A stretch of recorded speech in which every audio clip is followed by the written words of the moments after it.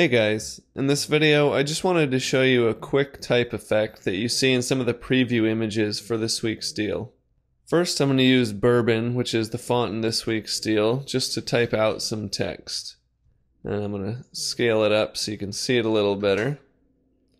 Now Bourbon comes with a font family member called Lines, which is the same font but it's made up of lines. So I'm going to duplicate this layer and I'm going to change it to lines, and you'll see if I hide the original layer what it looks like. So what we want to do is have the lines act as kind of a drop shadow to give it a vintage effect. So the first thing that we want to do, I'm going to turn this layer back on, and we want the lines to line up more perfectly with the original text. So I'm going to increase the tracking a little bit just until we get it lined up a little better, and a value of 5 looks good, so we'll move on from there.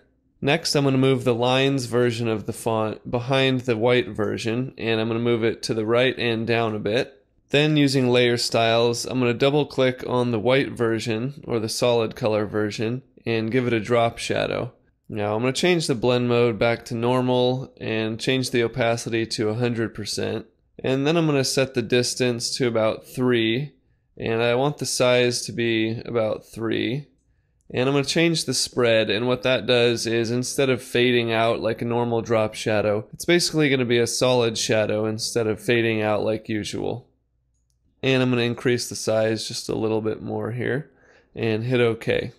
Now one final thing that we can do to these text layers to make them look more authentic and vintage is give them a little arc effect. So I'm going to highlight both of them and switch to my type tool by pressing T.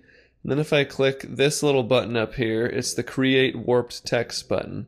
And then I'm going to choose under Style, Arch. And 50 is way too much. Usually the more subtle you do these effects, the better they look. So I'm going to choose about 7. And it will show the preview only on the top layer, but when I hit OK, you'll notice that it applies to both of them. So I hope that helps some of you guys figure out how that effect was done. Make sure you grab this week's deal, and I'll see you guys next time.